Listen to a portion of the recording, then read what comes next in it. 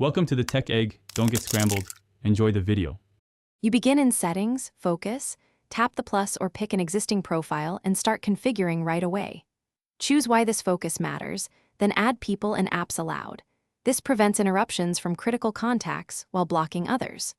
Once you pick home and lock screen layouts, you reduce distraction by hiding pages and silencing notifications. Make sure to enable share across devices if you want the same mode across iCloud-linked iPhones and iPads. This streamlines control, and you're ready for the next. Now you tune automations. Schedule the focus by time, location, or app trigger so it activates without thinking.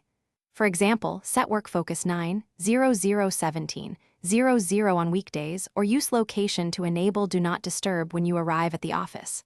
Once done, adjust allowed notifications, permit only certain apps, and silence unknown callers.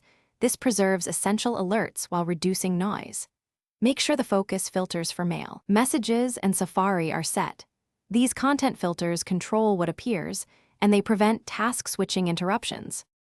Finish by testing the focus manually, toggling it on and off to confirm allowed contacts and apps behave as expected.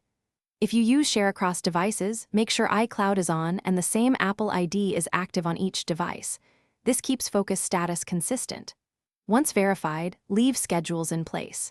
If things go wrong, focus not activating or syncing, restart your iPhone, check for iOS updates, and re-enable the specific automation. That usually resolves most edge case conflicts quickly. Thanks for watching. Consider subscribing if I helped unscramble your problems.